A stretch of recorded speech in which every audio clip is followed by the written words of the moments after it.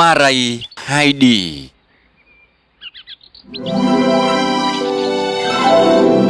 គឺជាសាច់រឿងពីកុមារីកំព្រាជនជាតិស្វីសម្នាក់ឈ្មោះថា Heidi អាយុ 5 ឆ្នាំឪពុកម្ដាយនាងបានស្លាប់ចោលតាំងពីនាងអាយុ 3 ឆ្នាំមកម្ល៉េះមីងរបស់នាងឈ្មោះ Diti គឺជាអ្នកបីបាច់ Heidi តាំងពីក្មេងបន្ទាប់ពីឪពុកម្ដាយនាងតែដែលត្រូវធ្វើការនៅឯ Frankfurt មីងរបស់នាងក៏សម្រេចចិត្តយក Heidi ទៅនៅជាមួយជីតារបស់នាងដែលមានផ្ទះនៅឯជម្រាលភ្នំមួយមីង Diti ខ្ញុំអត់ចង់នៅទីនេះទេមីងយកខ្ញុំទៅនៅជាមួយមីងផងតើបានទេមីងគ្មានជំរឿសស្អីក្រៅពីនេះទេ Heidi ពិបាកចិត្តយ៉ាងខ្លាំងតែនាងក៏បានសម្រួលអារម្មណ៍និងសាងជីវិតនៅផ្ទះជម្រាលភ្នំនោះជាមួយនឹងលោកតារបស់នាងចាប់ផ្ដើមស្រឡាញ់ធម្មជាតិមើលព្រះអាទិត្យលិចមើលសពសត្វរកេមរកេនាងចាប់ផ្ដើមចិញ្ចឹមពពែហើយខ្វៀលពួកវារាល់ថ្ងៃBaby មកណាមកពេលជប់ដេកនៅលើស្មៅមើលផ្កាយដែលមានពន្លឺព្រាកនៅលើមេឃ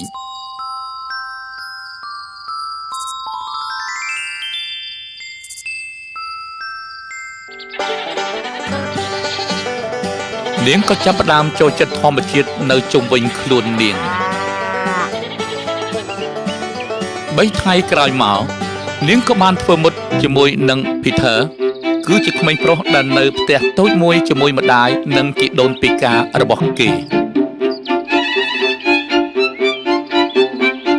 ឆាប់ឡើង Heidi ដោះទៅលេងនៅលើវាលស្មៅ Peter ចាំខ្ញុំមកផ្លែនHeidi ទៅលេងលើវាលស្មៅជាមួយនឹងមិត្តថ្មីហើយនឹងពពែយ៉ាងរីករាយជាប្រចាំពេលត្រឡប់មកវិញនាងជជែកលេងជាមួយនឹងជីដូន Peter ឬក៏ធ្វើការងារផ្ទះជាមួយនឹងជីតារបស់នាងមិនជួបប្រមាណតារបស់ Heidi ស្រឡាញ់នាងជាខ្លាំងគាត់ក៏មិនព្រមឲ្យនាងទៅរៀនព្រោះគាត់មិនត្រូវនឹងពួកអ្នកភូមិមួយដែលមានឈ្មោះហៅថា Dovely ដែលតែងតែនាំគ្នាហៅគាត់ថាជា Alcohol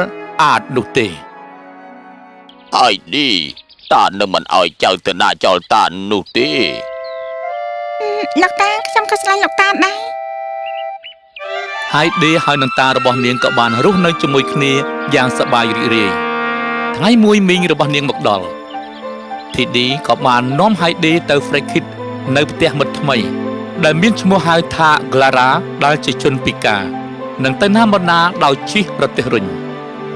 ទៅដល់ផ្ទះរបស់ Clara Heidi ស្ងើចសរសើរគ្រប់គ្នាមានវិន័យល្អនិងគោរពតាមបញ្ជារបស់អ្នកមើលការខុសត្រូវក្នុងផ្ទះឈ្មោះហៅថា Rottit Meyer នាងឃើញ Clara មានតុក្កតាលេងជាច្រើនទូដាក់ខោអាវមានសុទ្ធតែសម្លៀកបំពាក់ស្អាតនាងក៏រស់នៅយ៉ាងសប្បាយរីករាយនាងក៏ចាប់ផ្ដើមលេងយ៉ាងស្និទ្ធស្នាលជាមួយនឹង Clara នៅទីនោះហើយគ្រប់គ្នាក៏ចាប់ផ្ដើមពេញចិត្តជាមួយនឹង Heidi តែម្ដងទាំង Clara ឪពុកនិងលោកយាយរបស់ Clara ផងដែរសុទ្ធតែពេញចិត្តជាមួយនឹង Heidi ប៉ុន្តែអ្នកស្រី Rottit Meyer អ្នកស្រីមើលការខុសត្រូវក្នុងផ្ទះមិនចូលចិត្ត Heidi ទេព្រោះថានាងគ្មានខោអាវថ្មីមិនចេះអក្សរនិងមិនដឹងពីរបៀបរស់នៅក្នុងផ្ទះធំចំណែកអ្នកស្រី Rottit Meyer គិតថា Heidi គឺគួរឲ្យស្អប់ទៅវិញទេនាងគួររៀនឲ្យដឹងពីច្បាប់ទម្លាប់ខ្លះទៅបានណា Heidi សំទោសអ្នកស្រី Rottit Meyer នៅបានមួយរយៈ Heidi ក៏ចាប់ផ្ដើមមានអារម្មណ៍នឹកដល់ផ្ទះរបស់គេជីដូនរបស់ Clara សង្កេតឃើញថា Heidi មិនសប្បាយចិត្តគាត់ក៏បាននិយាយរឿងនេះជាមួយនឹងមីងរបស់ Diti តែអ្នកមីងម្នាក់នេះគឺមិនបានជជែកល្អទេទោះជាលោកយាយខំប្រឹងប្រែងនិយាយយ៉ាងណាក៏ដោយនៅតែគ្មានប្រយោជន៍លោកយាយខ្ញុំនឹកផ្ទះណាឲ្យខ្ញុំទៅវិញទៅខ្ញុំនឹកលោកតានិង Peter ណា Heidi ចៅយាយចៅគួរតែបួងសួងសូមឲ្យព្រះជួយទៅនៅផ្ទះធំទ្រនំខ្ពស់និងមានរបស់លេងគ្រប់យ៉ាងHeidi នៅតែគិតថាដូចជាកំពុងទៅនៅក្នុងទ្រុង នាងបន្តមិនសប្បាយចិត្តនិងចាប់ផ្ដើមមានអារម្មណ៍ឯកោនាងលែងចាប់អារម្មណ៍ទៅលើអ្វីៗទាំងអស់ក្នុងចិត្តនាងគ្មានអ្វីក្រៅពីចង់ទៅជួបជាមួយនឹងលោកតារបស់ Peter និង Will ព្រិលតែនាងរកផ្លូវទៅវិញមិនឃើញគិតច្រើនរហូតដល់ប៉ះពាល់ដល់សុខភាពនាងក៏ដេកមកមើលនៅពេលយប់ថ្ងៃមួយ Heidi បានបើកទ្វារមុខហើយគិតអំពីការត្រឡប់ទៅផ្ទះវិញ Peter លោកតាខ្ញុំមកវិញហើយលោកយាយបានឃើញហើយពិបាកចិត្តយ៉ាងខ្លាំងលោក Clasian គ្រូពេទ្យរបស់ Clara បានទទូចឲ្យនាំ Heidi ទៅជួបនឹងលោកតារបស់នាងវិញ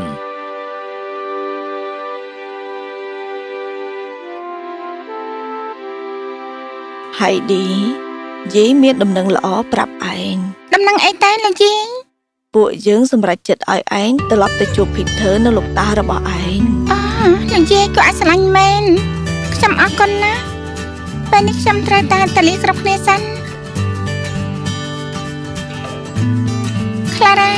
ដល់ពេលខ្ញុំទៅវិញហើយខ្ញុំនឹងចាំអញនៅទីនោះតលីខ្ញុំកំខានណាខ្ញុំមានកន្លែងជាច្រើនណាអញមើលកុំទៅអី Heidi ខ្ញុំពិតជានឹកឯងស្លាប់ហើយខ្ញុំក៏នឹកអញដែរជាពិសេសគឺលោកយាយហើយនឹងឯង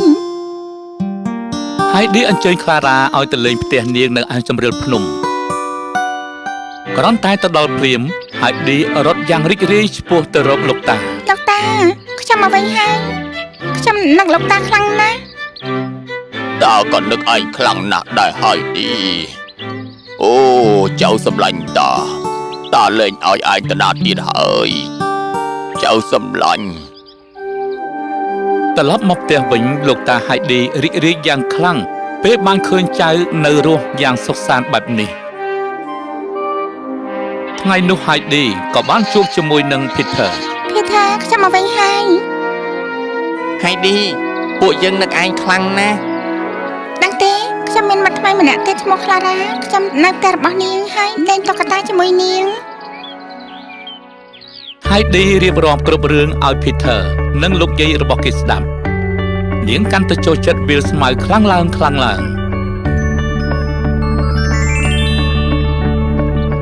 ពី3ខែក្រោយមក Clara ចង់ធ្វើឲ្យ Heidi ភ្ញាក់ផ្អើលនាងសម្រេចមកនៅជាមួយនឹង Heidi 1 ខែ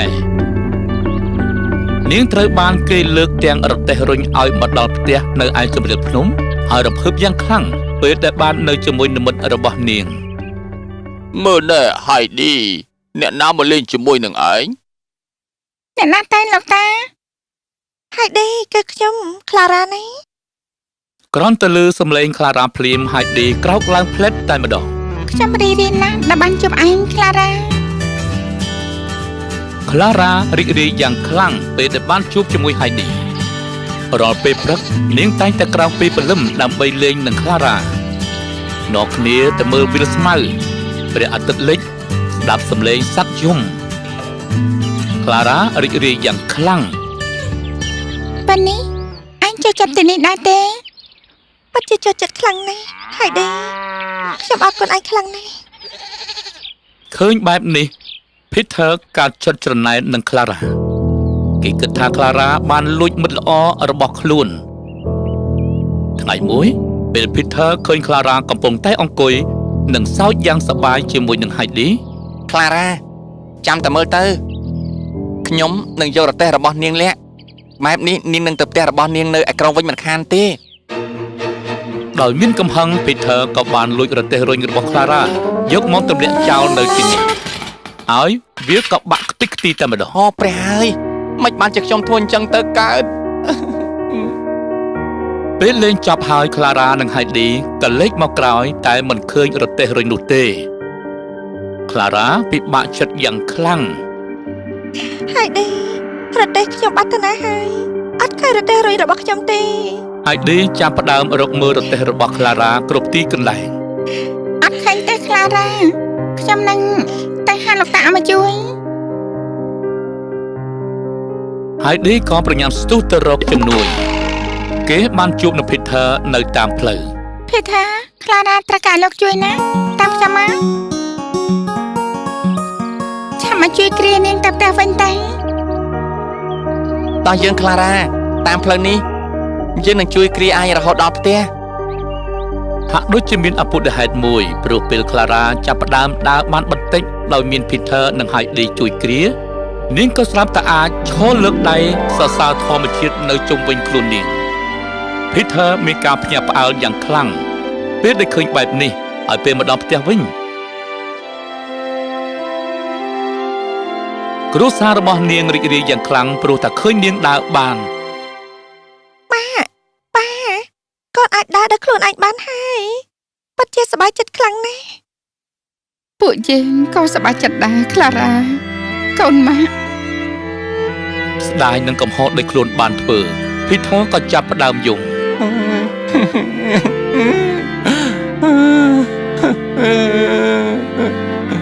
យ៉ាងម៉េចនឹង Peter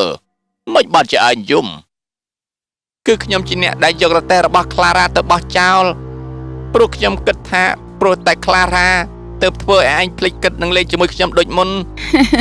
Peter ពួកយើងមិនខឹងនឹងឯងនោះទេ ដោយយាយរបស់ Clara បានយល់ពីហេតុផលដែល Peter សម្រេចចិត្តធ្វើបែបនេះគាត់ដឹងថា Peter ដឹងពីកំហុសខ្លួនជំនួសដោយការដាក់ទោសគាត់បែរជាជូនរង្វាន់ដល់ Peter ណែក្មេងតូចឆាប់យកទៅហើយហាមប្រកែកណា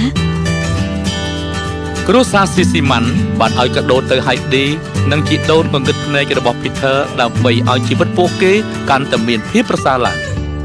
ពួកគេសន្យាជាមួយនឹងជីតា Heidi ថាពួកគេនឹងមើលថែ Heidi ឲ្យបានល្អពេលអត់ពីគាត់ទៅសាច់រឿងនេះបានបញ្ចប់ត្រឹម Heidi ជជែកគ្នានិងលោកយាយ